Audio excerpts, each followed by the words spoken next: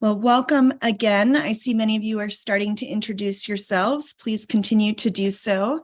Again, my name is Reverend Dr. May Elise Cannon. I'm the Executive Director of Churches for Middle East Peace. My gratitude to Tim Livesey and Embrace the Middle East that's co-hosting this mini course with us. This is the first of 4 sessions, which we have wanted to do this conversation since this book came out. This book's called A Land Full of God, Christian Perspectives on the Holy Land. And this week and the next 3 weeks following, we'll have authors who contributed to this book in conversation with others about issues related to the Middle East, the theology of Israel-Palestine, a history of the conflict. We'll talk some about the current geopolitics and the human rights concerns. And so no topic is off limits in that regard, but the question we're asking is, how should Christians respond in constructive ways to this place that we call holy?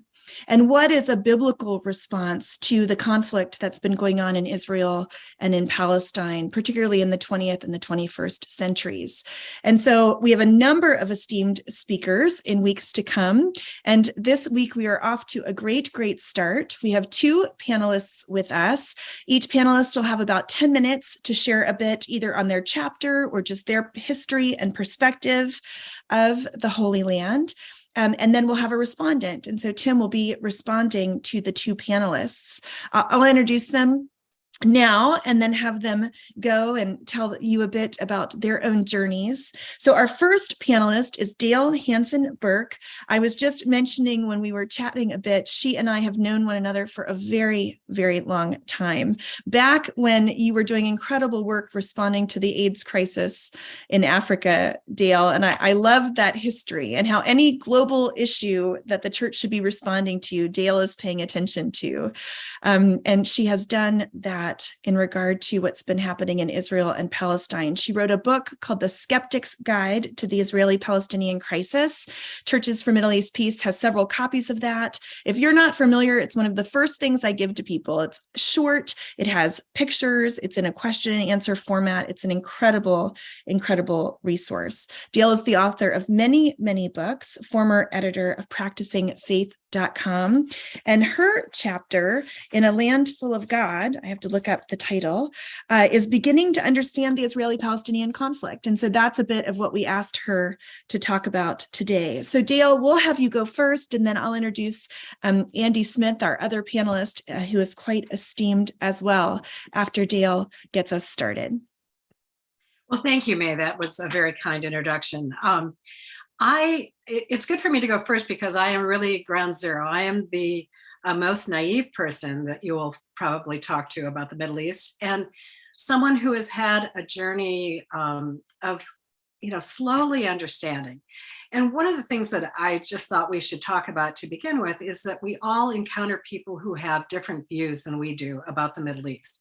And as we seek peace in the Middle East, we also probably have to seek peace with the people closest to us. And that is often a difficult thing to do, especially because people seem very hardened sometimes in their views of Israel, Palestine, and the people. So I thought I would give you just a little bit of my own history to help explain sort of my own journey as I've gone along, and perhaps this will help you understand some of the people in your own life.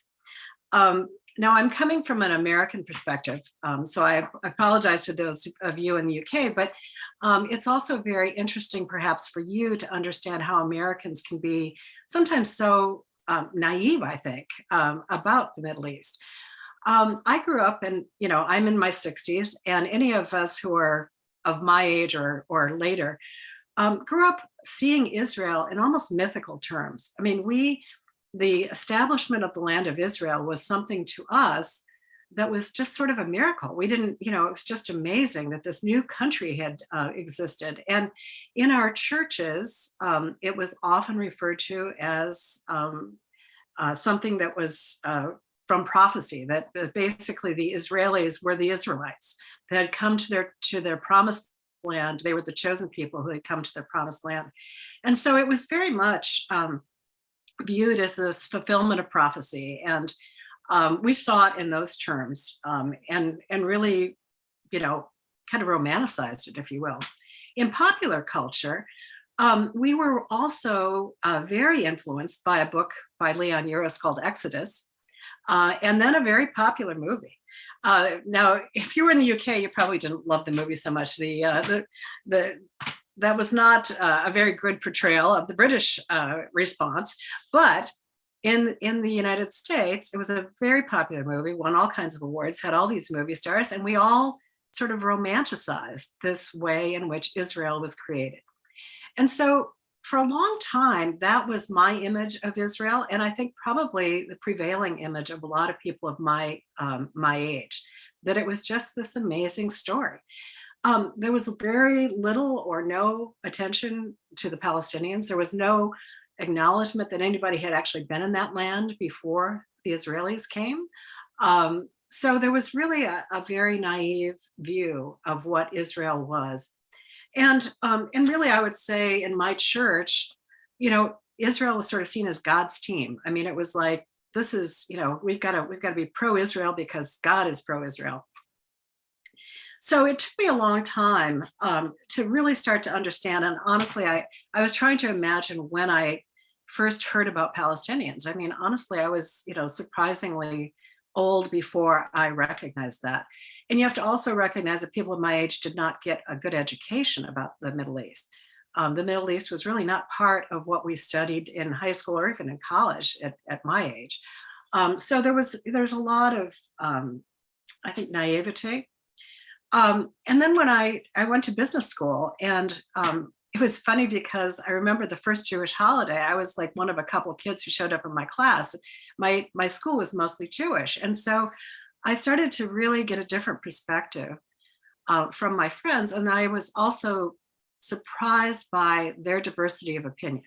So I had friends who were actually very, they had issues with the way Israel was being governed, and I was surprised to hear that. I had always been careful not to talk about Israel in front of my Jewish friends because I was afraid that I would offend them.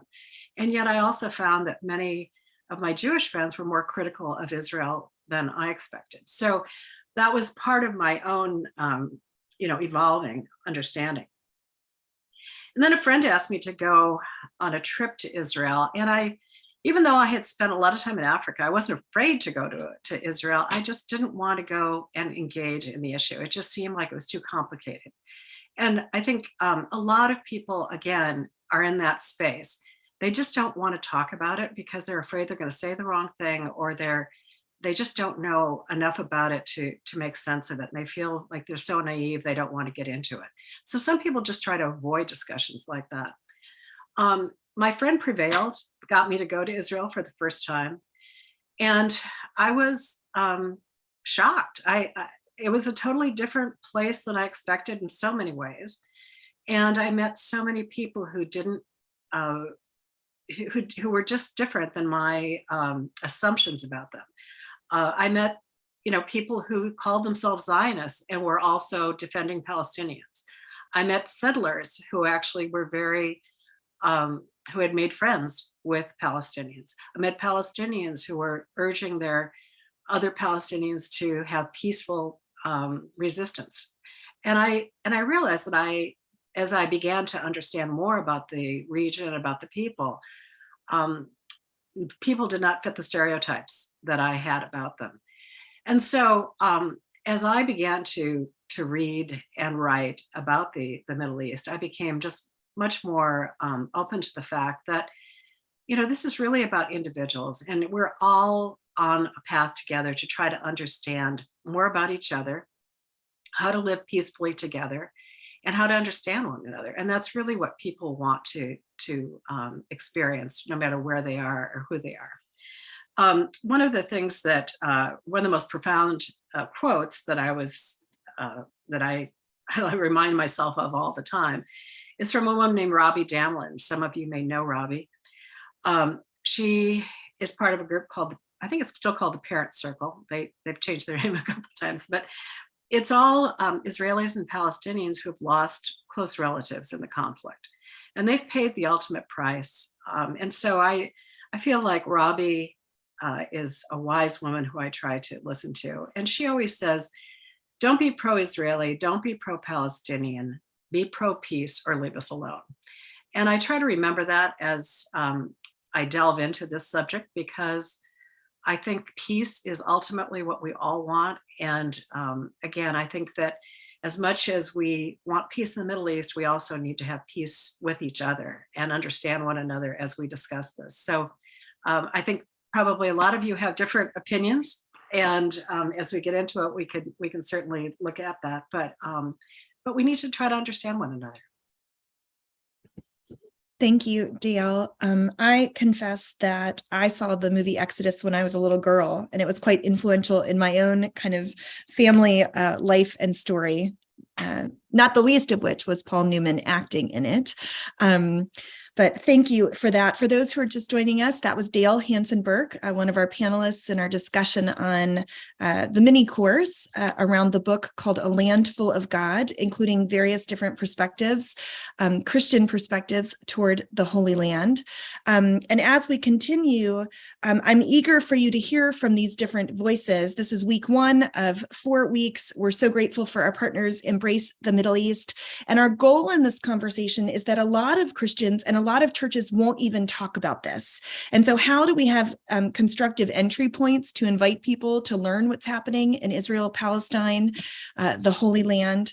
And at Churches for Middle East Peace, we often talk about how do we live faithfully the way you described, Dale, of having a multi-narrative approach that honors all people of the land, where we're committed to peace, we're committed to the historic narrative of all people.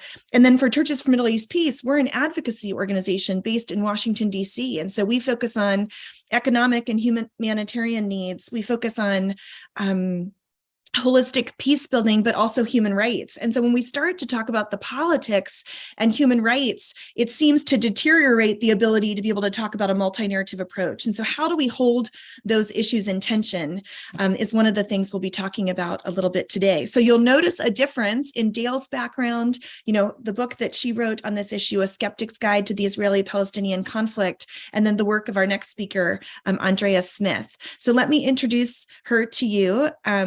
I hope it's okay we call you Andy. That's how I know Andrea, but her full name is Andrea Smith.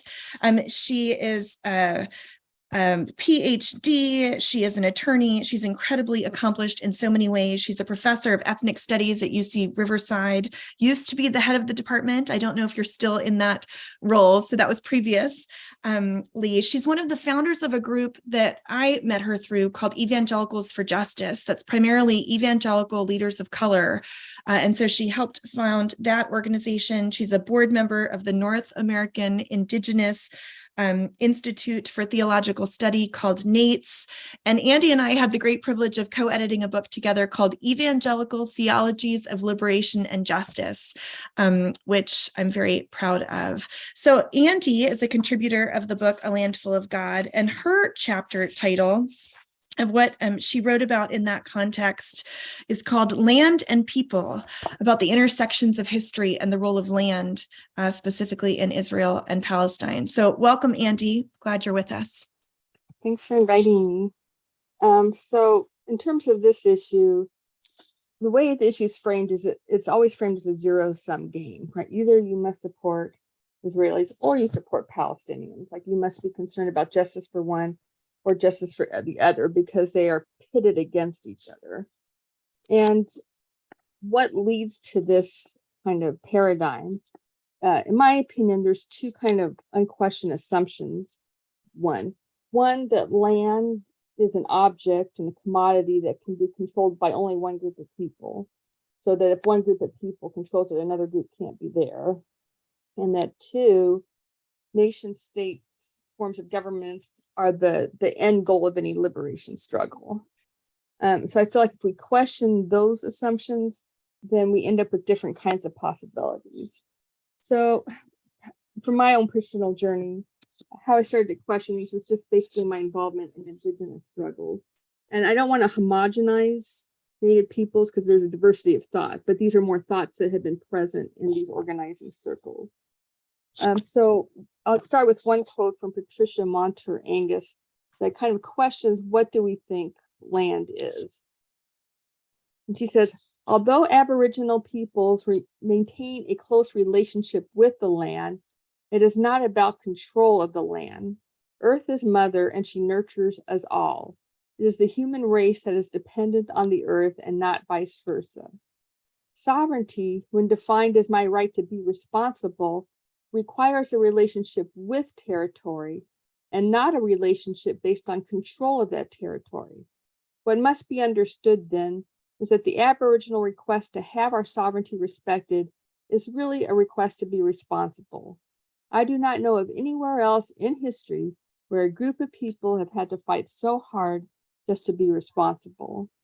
So essentially what's being questioned there is land an object, right? Or is it a set of relationships in which we must all care for each other in terms of caring for all people, but also caring for all of creation, generally speaking.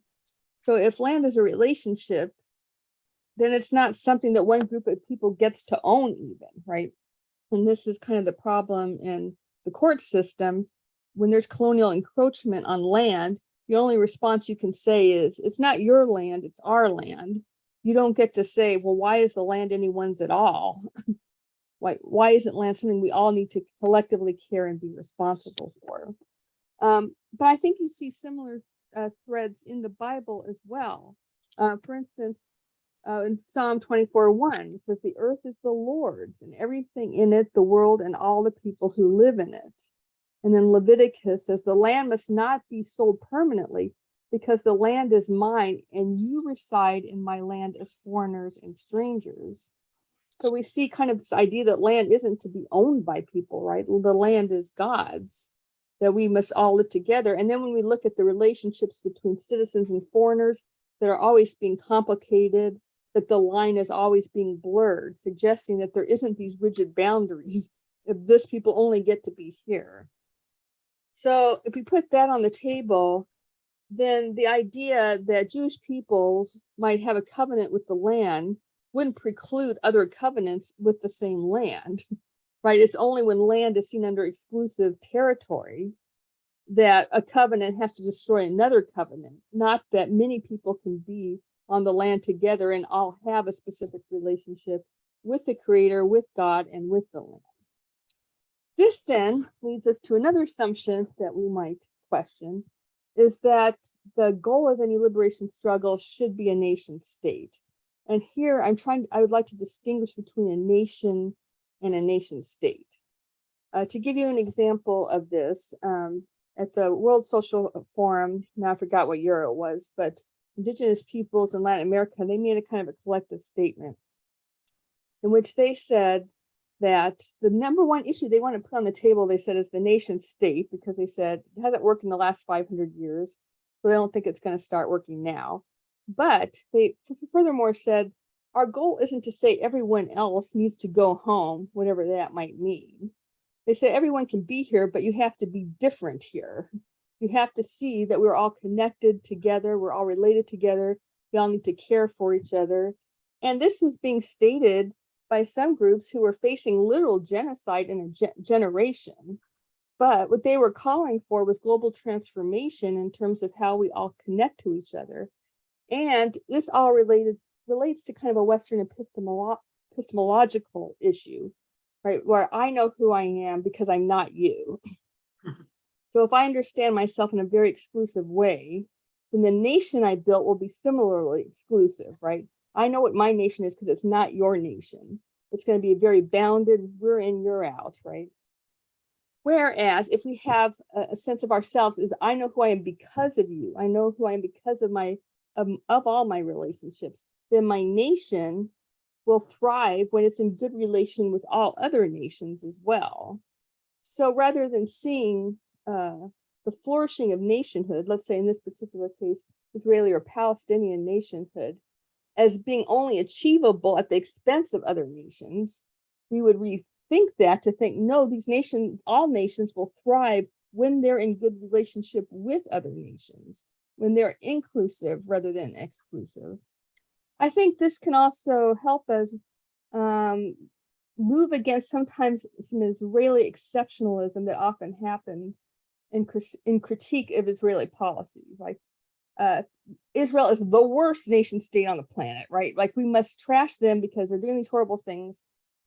When in fact, they're operating as a nation state like every other nation state that operates in this exclusivist way, that seeks its own flourishing at the expense of other nations. And so what we can see with Israel is it's not the exception. It's what any liberation struggle is going to end up with if it aspires for kind of a nation state form of governance. It's based on exclusivity. And instead, Israel becomes a possibility to say, is there another way we could imagine liberation for all people, not just Israeli, not just Jewish people, not just Palestinian people, all peoples? Is there a way we can imagine liberation that's based on freedom for all peoples? And I think Lakota Harden, she put it kind of this way. She said, there's no freedom for Native peoples without freedom for all peoples. She says, we cannot leave anyone behind. So this kind of reframes what's possible. So instead of seeing things as a zero-sum game, if we question the idea of land being exclusive and that the only goal for liberation is an exclusivist nation state, we then are left with other possibilities that are based on inclusion, based on being together, being good relatives with each other. I think these principles are in the Bible, the neither Jew nor Greek. I think is a principle being imagine, like, what would it mean to see us all connected to each other? Even in terms of Samuel, when the people are asking for a king, and God says, that's not going to work out so well, people. Like, God should be the king, right? But if you want that, sure, but don't like come whining to me when everything goes terrible, which it does, right? But then you see Jesus saying, hey, maybe we're echoing an end to kingship. We're now issuing a new possibility that's not based on these hierarchies, but are based on being in good relationship with our peoples and all of the world. And in having this open relationship, that doesn't mean one has to lose one's sense of nationhood, one's sense of being a distinct people. But one's distinct people is not threatened by being in good relationship with other distinct peoples, right? It doesn't have to be a zero-sum game. That can happen together mutually and collectively. So those are my thoughts on this topic. Thank you, Andy. I love the vision that you described of new possibilities and a reality where not only individuals, but all nations could thrive. So thank you for that. It made me actually think, Dale, something you said about the belief that you kind of grew up with of we have to be pro-Israel because God is pro-Israel. That, you know, we ask the question often, whose side is God on? Which is part of what we're talking about in the midst of this series. So thank you both for your introductions. We'll now have a response from Tim Livesey. Tim is the CEO of Embrace the Middle East that's co-sponsoring this event. Please join us next week. He'll be leading the discussion next week, which will be about the theology of the land. And just a quick note, Darrell Bach is a theologian from Dallas Theological Seminary. He'll be speaking with Gary Burge. They have very different ideas about the theology of the land. So Tim will lead that discussion, and Liam Allmark from the UK Conference of Catholic Bishops will be responding to that next week. So Tim has a robust background and biography. He's worked with Oxfam for many years. He was in the Foreign Office for the UK government for more than 20 years. I'd love some insight on what's happening in the UK government right now. You have a lot going on, but we don't have time for that discussion today. Prayers and thoughts with you in the transition, of course, of your prime minister. He's also been an advisor for the Archbishop of Canterbury. He's the chair of ICAS, the International Committee. You'll have to tell us what ICAS stands for, something about the Church of the Holy Sepulchre. And so I've had the great privilege of partnering with Tim in a number of ways. Very, very grateful that you're here. And so Tim will be offering a response to what we've heard thus far. Thank you, May, so much. And thank you to Dale and to Andrea too. And of course, to everybody who's online for coming. I bought the book. It's and I thoroughly recommend you do too. Even though it came from the United States, for some reason it managed to be delivered in a day. So I was very impressed by that. And I can genuinely say not only that it's a a fascinating book, not least because there's an awful lot in there that is going to be challenging to anybody who reads it.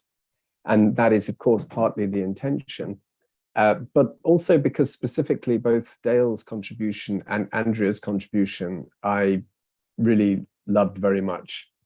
And I'm just going to quote from each of them, and then just sort of perhaps unpack a little bit and explain why I might have picked on those quotes. So Dale, you finish your lovely piece, which is really, well, I mean, you kind of traced the same arc in your comments earlier, but one of the things that struck me so forcibly was that you were determined to listen a lot, to listen and to learn rather than to plunge in and assume that you knew a lot. And of course, you said earlier on that you've taken a very long time to learn what you have learned. And I relate to that. I first went to Jerusalem in better times, actually. It turned out to be 6 weeks before the first Intifada in 1987. And I've been learning ever since. And I still feel like I don't know very much. You ended your piece as follows. During the conflict in the summer of 2014, I watched the images from Israel and Gaza, and I looked at the faces. Now, I actually know people in these places. It is no longer an abstract concept or a place I read about in my Bible. And I assume you're talking, at least in part, about pictures of devastation and death. I thought knowledge would help me become objective, but the people have undone me, which is a very powerful remark. And Andy, I loved your piece. I empathize with it a great deal in terms of your framing and your desire to, as it were, unmask the colonial within each one of us as we look at these situations, and how difficult that is for us, particularly if we come from the UK or the US. And I want to quote, or I want to quote a quotation that you include in your piece, which you didn't include just now, from an Israeli historian called Benny Morris. And I quote this because it's a kind of a counterpoint with what I just quoted from Dale, but also because I hope people are a little bit shocked. He says, even the great American democracy could not have been created without the annihilation of the Indians. There are cases in which the overall final good justifies hard and cruel acts that are committed in the course of history. There are circumstances in history that justify ethnic cleansing. And I think that, therein lies our dilemma. On one extreme, we have someone who is prepared to justify ethnic cleansing. In a sense, I think the implication is, in order to justify, if not the creation of the state of Israel, then its expansion. And on the other, we have Dale looking from afar, and if not recognizing actual faces, recognizing actual people in a situation that is as complex as the one that we're interested in this evening and we're going to be talking about for the next 4 weeks. Where on earth do we find ourselves in relation to all of that? Who am I in relation to all of that? Who are you, Dale? Who are you, Andy? Who are you, May? Who am I? And I think that that's probably a question that everybody on this call is asking themselves, regardless of whether we feel naive, as Dale was saying, whether we started off with a very romanticized idea and then kind of bumped into harsh reality at some point along the way, as has certainly happened to some friends of mine. My sister-in-law, for example, or my brother-in-law took my sister-in-law to the Holy Land just a few months ago. And it was kind of meant to be the holiday of a lifetime. And I mean, not to put too fine a point on it, she hated it for the most part. She started off in Jerusalem And it was a period a bit like this last week where there was a lot of killing. And she could feel the tension, and she just didn't find it a place she could pray. I was speaking to a colleague who's just come back from helping farmers pick their olives, harvest their olives on the West Bank. Got back at 3 o'clock yesterday morning, and I spoke to him today just to see how he was. And he said something very similar. I thought Jerusalem was the holy city. So this can be a place that shocks us, and shocks us out of a kind of idealized or romanticized sense of ourselves and our faith, let alone what we see on the ground and the pictures.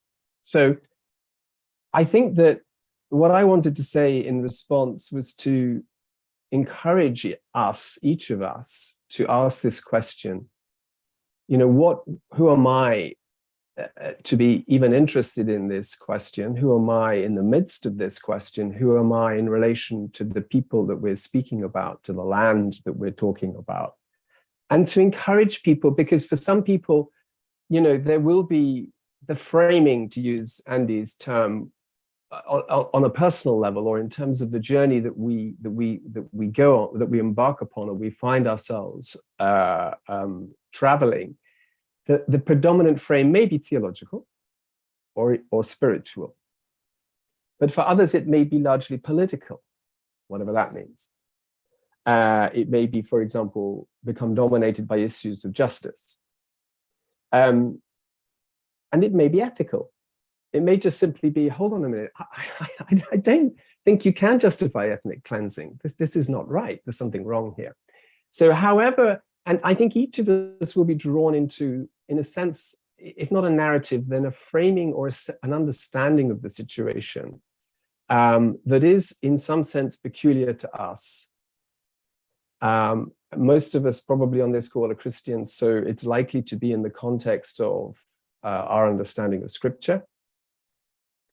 And I think I'd like to encourage everybody to have the courage to follow the path that is the one that God has chosen for you to follow. So, and not to be afraid to speak as you find.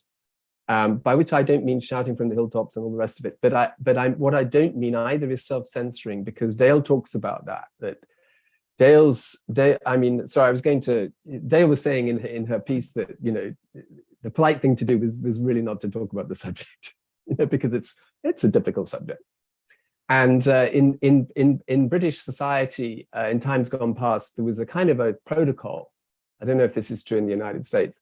And that is that, it was not polite at dinner table to talk about religion, politics, or sex. Now, that's called self-censoring. And sure, it can be polite, but I think don't self-censor. But listen to other people as well. But you may be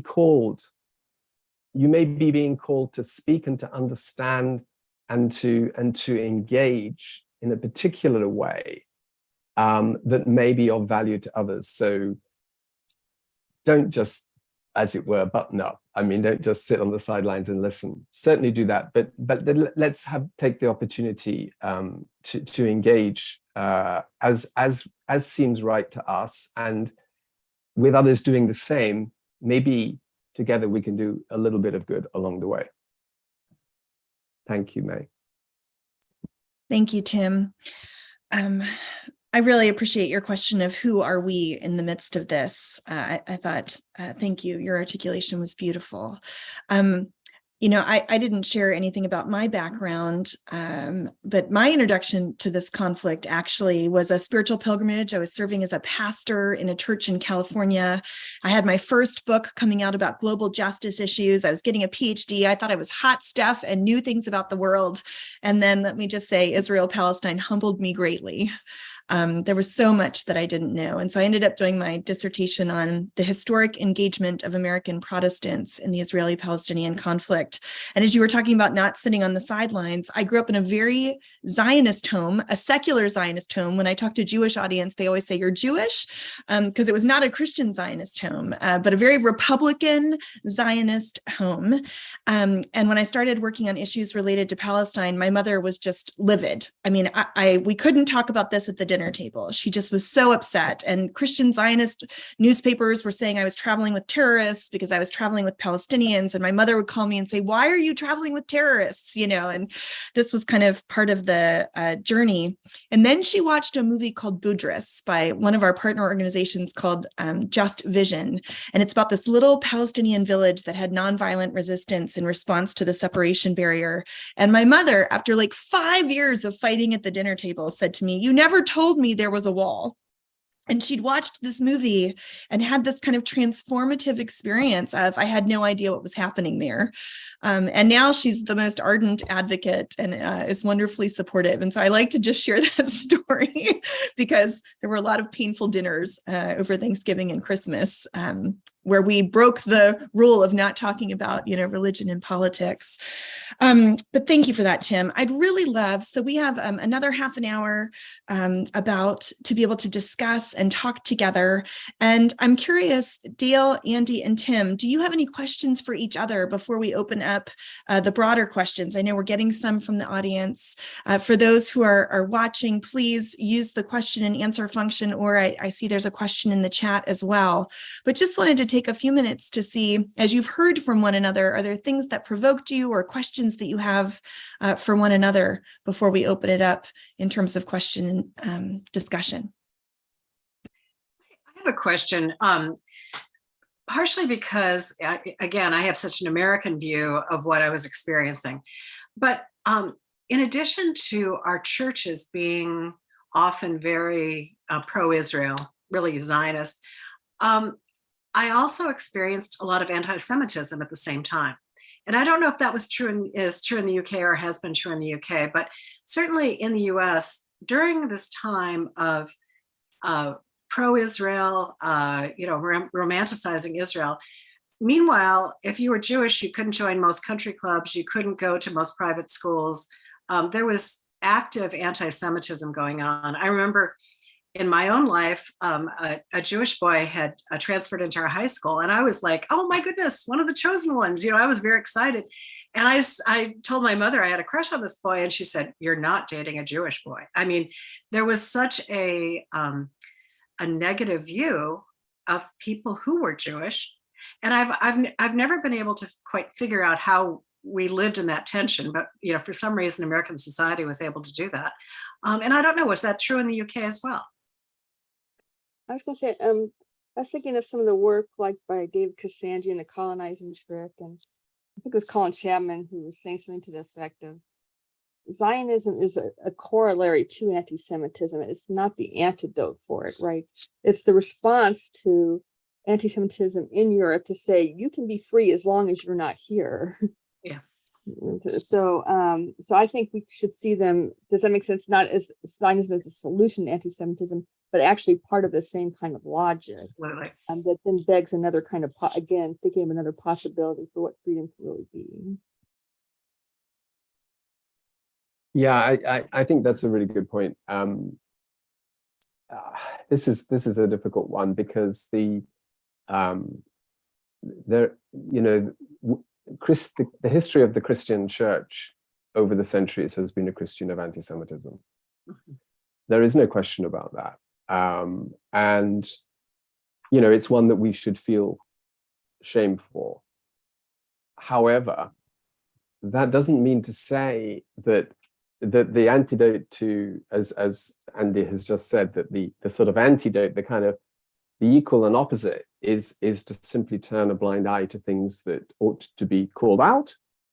And if they happen to be related to the state of Israel, for example, we have to resist the idea that is in and of itself somehow anti-Semitic, because clearly that is not the case.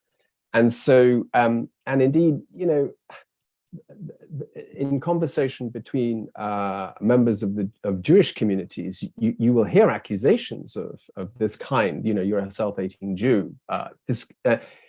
And actually, very often, what is actually going on here is an attempt to stop people expressing genuinely held views. Now, there's a difference between hate speech and a genuinely held view as to what, for example, is ethical, what justice looks like.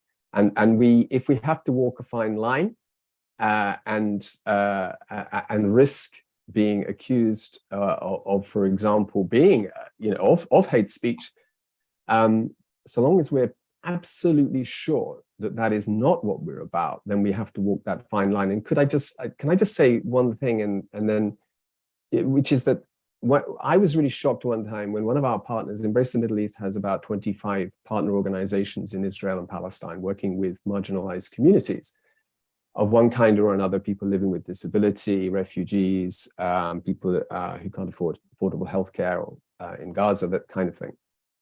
And I remember one time, the first time I was meeting this particular partner, and he basically said to me, well, of course, you Christians in the West, I mean, he was generalizing, but of course that includes me.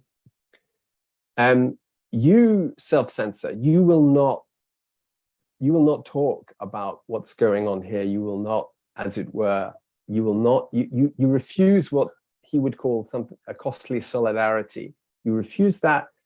And the reason you refuse that and that you self-censor, you don't call out injustice where you see it, is because you have a guilt complex in relation to the Holocaust.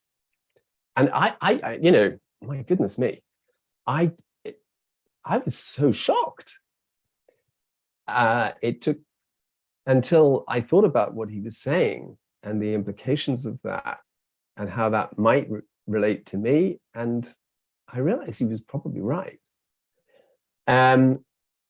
So we have a long history. We have many things that we rightly feel ashamed of, either as Christians or as Brits or as Americans, because we Brits have got an awful lot wrong, and part of what's going on in the Middle East, in the Holy Land, not just the Holy Land, elsewhere. I just come back from Iraq, is frankly our doing. We got it going. But we mustn't act out of guilt, either hastily acting in order to absolve our guilt, or self-censoring in order to sort of make up. We have to be clear-eyed, but also self-critical, I think. Thank you for that, Tim. I think we also sometimes don't speak out because we're afraid of getting it wrong. And I promise you, if you speak out on this issue, someone will think you've gotten it wrong. So go ahead, Andy. Did you want to say something? Exactly. So it's not just about this issue, but the problem with justice is that we get focused on being right? And we're most focused on actually being right and demonstrating that we're right than actually ending global oppression. If we were more focused on this, we'd realize that we're actually all completely 100% wrong. Like, there's no way that we grew up under thousands of years of white supremacist settler colonial shenanigans without being, and then original sin, people. Anyway, we're all like completely wrong, but we're collectively trying to be better together. So I think if we were more comfortable staying wrong, like being okay to be the wrong people with the wrong ideas, doing things the wrong way, but then open to hearing about how can we do things better. One, we'd have more people to work with because we wouldn't be yelling at each other for being counter-revolutionary. And two, we wouldn't be paralyzed by guilt because we would just realize, of course I messed up, but let's try to figure this out together. And I think Jonathan Brooks kind of puts it this way. He was saying, like, if we were to rethink of ourselves in this work as architects, where we're focused on what we want to build together, rather than what we were against, showing we're right because we're against the wrong thing. One, we would just be in a different energy. We'd be more in the spirit of love and kindness, and we'd have more people to work with, because in the end, people want good things for the world, and we could then hash it out as we try to build good things together. Thank you. I think that's a great transition. One of the comments in the chat, Glenn wrote, listening and learning that they have in-laws in Tel Aviv, and they're always reticent to engage in conversation about the political scene and what might they do. And so I'm curious, I don't know, Dale, if you want to speak to that. I feel like you have such a gracious response to people from multiple different perspectives. If you might want to take that question. Well, I think it's always an easy and appropriate thing to ask questions. I mean, what is life like for you? How do you feel about that? I think people can respond personally and feel like they're not having to defend an entire nation or have to speak for something greater than their own perspective. And I think that's what you really want is to understand, where do they feel unsafe? Do they feel concerned? What is it that they are, and especially if they're relatives. I mean, I think you always have to start with the personal, because that's what you really care about in your relationships is how they feel. And, I think it's, probably almost anybody I know who lives in that region feels unsafe at times. So, talking about that is I think, a good way to get into the topic. But it's tough. And I think, as you probably know, people who live in Tel Aviv tend to be very different than people who live in Jerusalem. I once sat on an airplane on the way to Israel, and on one side of me were people from Jerusalem, one side were people from Tel Aviv. And they basically said, if you choose to live in Tel Aviv, you're choosing a different lifestyle than people who live in Jerusalem. And you're probably going to be more secular. You're probably going to have a more liberal perspective. That's certainly a stereotype, but that is, if you are in Tel Aviv, you tend to be a more secular Israeli. And so anyway, that's my 2 cents on that. When I think about the difference of Tel Aviv and Jerusalem, I think of our Jewish Jerusalem, our dear friend, Danny Seidemann, who's an attorney, a Jewish attorney in Jerusalem, who says that often Tel Aviv is so removed from some of the realities. It's not, right on the green line, that he says that the Jewish community in Tel Aviv is sitting on the edge of a volcano sipping cappuccino, which I think sometimes is just such a vivid imagery of how removed Tel Aviv can be from some of the realities that you described. Thank you for that. I'll just go through, we have several questions, and so I'll just go through them. Tim, this one's for you. Why doesn't the Archbishop of Canterbury and the Anglican Church speak out on Zionism and what is happening in Palestine, Israel? And while you're responding to that question, I'll actually pull up, I know the Archbishop of Canterbury and Archbishop Hossam of the Anglican Diocese of Jerusalem just did a letter around Christmas time that was at least some addressing of what's happening in Jerusalem. But can you respond to that question, Tim? I could, but not with any authority, because I don't work for the Archbishop of Canterbury. I did work for the previous Archbishop of Canterbury, and I know that, and I'm not an Anglican. I do know that that many people feel that the Archbishop has not spoken out enough, and that many does include many Palestinian Christians. I think that.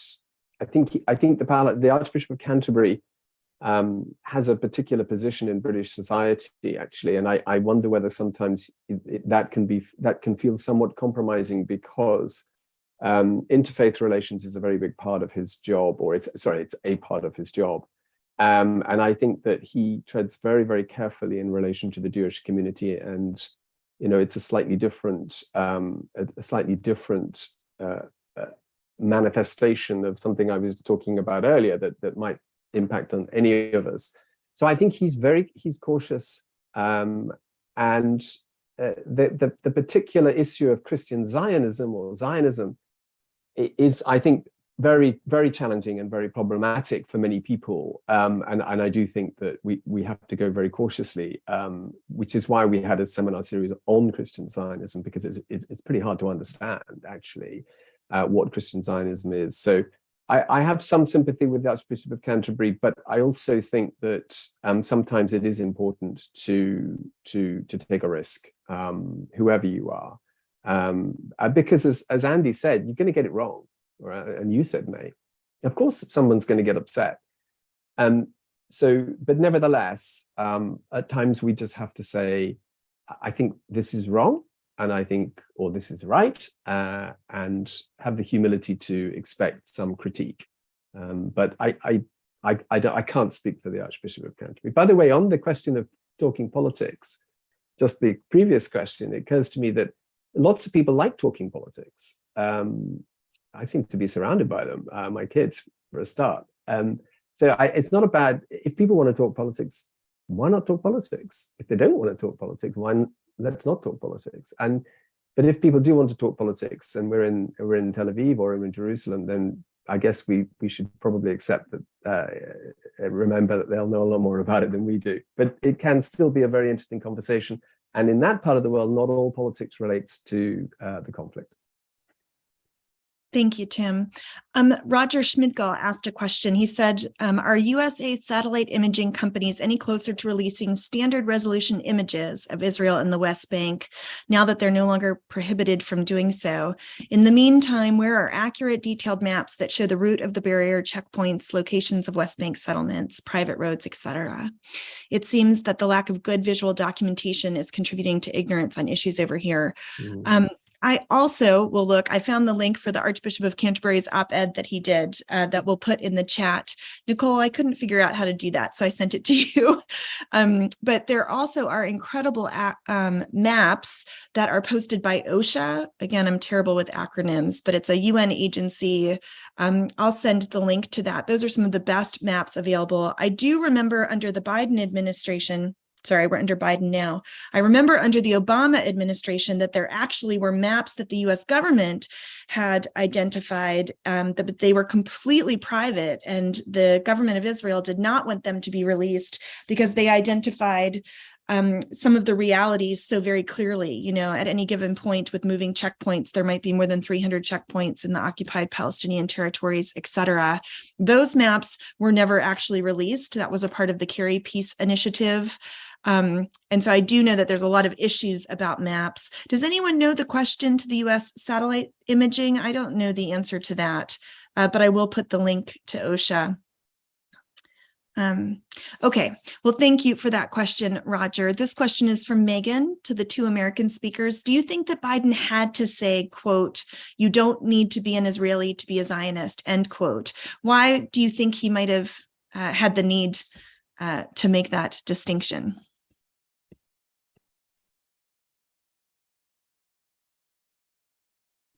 Honestly, I don't know why he says a lot of the things he says, but I'm not sure. I didn't understand either. Well, I mean, it seems like it's just reinforcing the idea of Zionism being the default position. Does that make sense? Like, it's not a question position.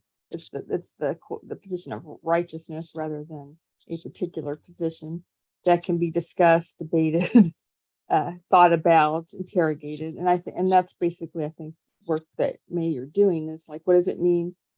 I think not so much to be yes or no, but what does it mean to at least put these issues up for debate and discussion, and thinking of new possibilities and new articulations. And I think Biden's basically foreclosing the conversation. And what does it mean for us to try to open up the conversation, not necessarily with a certain destination in mind, but at least to have a conversation that might spell new possibilities for us. Thank you, Andy. Is one of the things that confuses the discussion the tendency to equate the state of Israel with the Jewish people and their faith? That's a question from Richard. Who'd like to respond to that?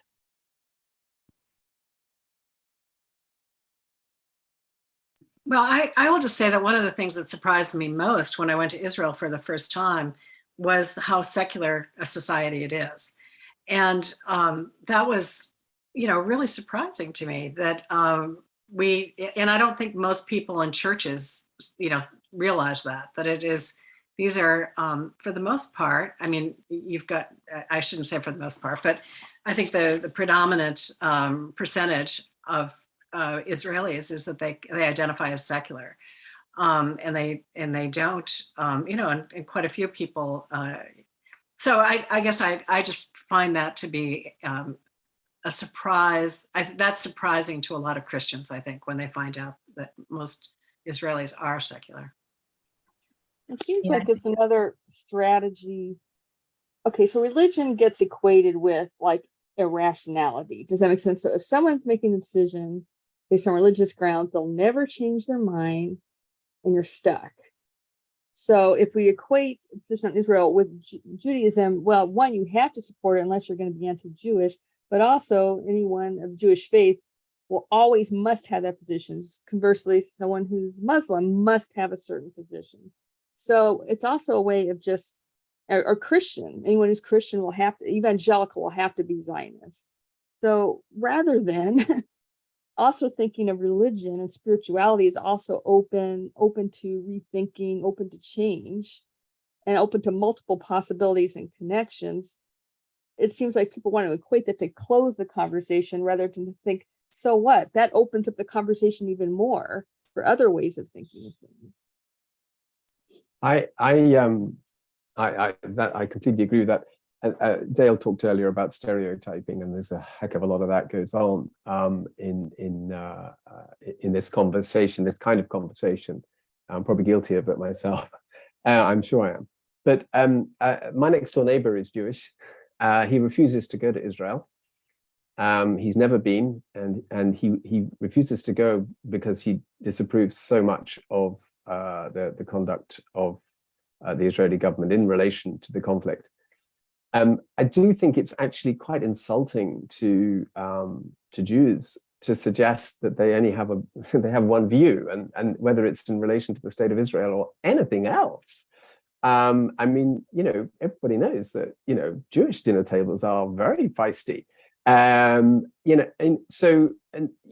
have two very, very close Jewish friends who are both passionate, and they're both Israeli citizens as well, and they're passionate campaigners for a peace, just settlement, and they're pretty horrified by a lot of what goes on, but and they're not afraid to talk about it. So I think that we should do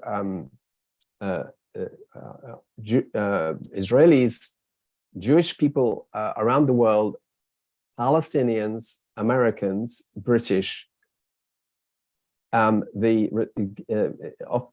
recognize that that we're all different, and being British doesn't mean that you're pro-Brexit. Being American doesn't mean that you're pro-Trump, so or pro-Biden. We have to get that nuance that I think Dale was talking about earlier on. We have to ask the question and let's see what people tell us. And it's certainly not the case that Jewish people or Israeli citizens all think the same way about anything. Thank goodness. Thank you, Tim. I know our time is quickly coming to an end. We have 4 more questions, but I think that we can get through them before we close. So this is a comment question from Carla. She said, I'm excited about Andrea's insight into the colonial narrative about land ownership and the nation state being defined by who's excluded. At the same time, I question how such a huge cultural mindset change can be brought about for everyone. And so curious if you have thoughts about what it might mean to address, to respond to Carla's question. Yes, the 5 easy steps for ending global oppression. Well, okay, so one thing I think just that we should consider is that we didn't always have this form of governance. Like there were different forms of governance. And what that tells us is not necessarily that what we will do now what we did, say, 500 years ago, but there's nothing natural about what we're doing now. Right? If we did something different 500 years ago, we can do something different 500 years in the future. So if we know that our state of affairs is not natural, it's not forgone, it means we could do something else. And then I think, there could be many things to be said about this, but to be quick about it, I think part of decolonization is decolonizing the imagination, because what settler colonialism does, it doesn't just take land and resources, but it forecloses the possibilities of what you could do in the future. It stops your imagination. So I think that's why artistic work, creative work, other ways of being together are so important, because they help us imagine another possibility, because we can't build it if we can't imagine it. And then as we collectively imagine it, again, in embarking on a policy of trial and error, like not being okay to make a mistake, being okay to try stuff, being okay for it to fail miserably, but learning from these failures. And there's many kinds of collective projects doing this right now, which I can't summarize very quickly. But in doing that process, we start to see something closer to what we imagine God's kingdom could be here. So will it be in 5 easy steps? No. Do we also need to do harm reduction now, knowing that we're not where we want to be right now? Sure. But when we do engage in harm reduction policies, we try to measure them against where we're trying to go. And is this harm reduction policy taking us closer to where we want to go, or is it taking us farther away? So that's why I think even having this radical imagination is important for doing short-term reform policies, so that you're at least going where you want to go, even if it's, bit by bit by bit. Thank you, Andy. This question's for Tim in response to the conversation we were having around anti-Semitism. Any response about anti-Semitism perhaps being an issue in the political parties in the UK, namely the Labour Party? Well, that's a difficult one because I think that this is a hard thing to say, but anti-Semitism, like many other issues, can become politically weaponized. And this is something that we must always resist. And I think in the context of recent Labour Party history, there has been both instances of, I think, fairly evident anti-Semitism, some of which have been called out and dealt with. But there have also been instances of the charge of anti-Semitism being used as a political weapon against adversaries, and both within the Labour Party and to some extent across parties. And I know that I have Jewish Labour Party friends who have found this very, very difficult. And would probably feel more common cause with Jeremy Corbyn than they did with Keir Starmer, and of course, many would feel the other way around. So I think, anti-Semitism, racism, these are social as well as political issues and economic issues that we absolutely have to address. But I think it's not appropriate to make them party political issues unless there's a very, very good reason. Maybe there was, I don't know, but we should be very cautious about that. Thank you, Tim. I'm afraid we won't get to all the questions, but I'm so grateful for the comments. I want to be sure to give each of you as speakers the opportunity to share your last thought or your last word. I did want to respond. Barbara asked in the chat about the Arab Lutheran Church in Jerusalem and Jordan and how it's doing. It's doing quite well. She did an internship, a seminary internship at the Lutheran Church back in the 1980s. Bishop Azar is the presiding church of the Lutheran congregations in the Holy Land. His daughter actually is just finishing ordination and being called to be the first Palestinian pastor. And my understanding is she's going to be an associate pastor at Church of the Redeemer. I don't know if that's confirmed yet, but I just wanted to say the church is doing well. They're thriving. And so one of our commitments is the sustainability of the church in the Holy Land. So I want to just ask the panelists if you have any last thoughts in response to, how should we talk about these issues as Christians and where may we go from here? I don't know who wants to go first as we bring our time together to a close. Well, I'll be glad to just say that from my perspective, some of the things that Tim said were, to use an old Baptist word, convicting to me. I think we have to pray not only for the Middle East, but for ourselves, for our own ability to see what is ours to do, what is ours to say, what is ours to pursue. I think that there are things that we can all do and say to make the situation better.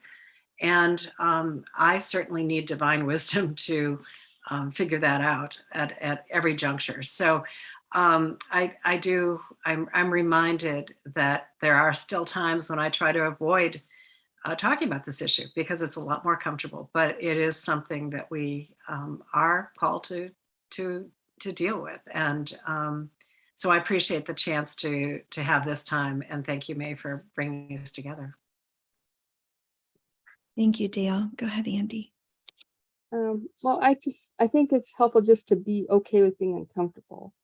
I mean, you can make important critiques of Israel in an anti-Semitic way. Like that can happen at the same time. Does that make sense? And so being called out on anti-Semitism doesn't though stop the conversation. It opens up the conversation. There's just no Christianity is so implicated in anti-Judaism and anti-Semitism. We should expect that when we try to intervene in this situation, that we will say things, we will do things that we're not considering the implications in anti-Semitism.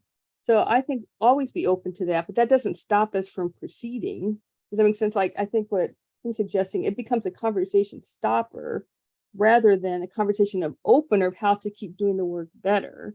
Similarly, in terms of our implications in anti-Arab racism, Islamophobia, etc., we could be making important defenses of Israel, but still being Islamophobic and anti-Arab. So when we get that critique, listen to it. That doesn't mean what we said has no value, but those two things may be happening at the same time. So if we can be comfortable being messy, being comfortable knowing there's not necessarily the simple righteous path that especially evangelicals really like to have. We like to know we're on the firm ground, we're always right, no disputes, does that make sense? Feeling righteous 100% of the time. We can be okay being unrighteous, and just being a complete mess. Then we can get a full information. We can open up the conversation to do the work better. Thank you, Andy. Tim, how about you? Well, when Dale said what she said, I was going to say, I can't say it better than that. And then Andy said what she said. And I can't say better than that either. I agree with both of them. It's been and actually really wonderful to listen to them. As I'm used to listening to you, May, which is also wonderful, but I'm not used to listening to Andy and Dale. I think I would just build on what they say very simply by saying, I couldn't, in all honesty, say to somebody, don't go to Jerusalem, don't go to the Holy Land. Don't read A Land Full of God, don't go there. It's just too painful, it'll change your life, but, it'll cause you anxiety and I couldn't do that because, so let's not do that. That would be my word. But let's acknowledge that it is painful. It obviously is painful. I mean, our pain is nothing compared to those that we hope to come into relationship with and learn from, but let's go there. Let's go there, but let's go there with the humility and with that spirit of trying to learn and not thinking we know it all, because we definitely don't. Thank you. I would point people to the epilogue of The Land Full of God is the call from heads of churches in the US and heads of churches in Jerusalem to stand in solidarity with the church in Palestine. And so that's, I wanted to at least make mention of that. I think it's critical to listen to the voices that are in the midst of the suffering. I'm so grateful for this conversation. In the work that we do, True Confessions, it's hard to stay in it. It's hard work.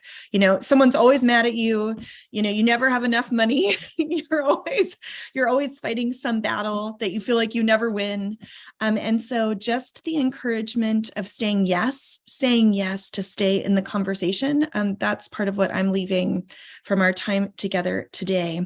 Do please be in prayer. There's a significant Israeli election just around the corner coming up on November 1st, which will have severe repercussions for this discussion. And then also I put it in the question and answer, but if you're paying attention to what's happening on the ground right now, particularly in the occupied Palestinian territories, there are significant escalations of violence with a disproportionate effect on children. Just late last week, there was a student from the Ramallah Friends School, a teenager, a 16-year-old who was arrested and beaten. As of this morning, he had not yet been released.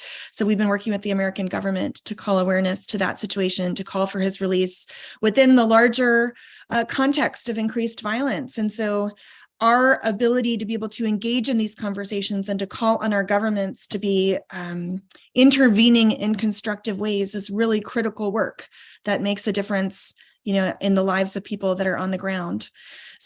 So please be in prayer about that. We're so grateful for your support. Thank you as well for the partnership that we have with Embrace the Middle East. Join us next week for a theological discussion between Gary Burge and Daryl Bach, led by Tim here today.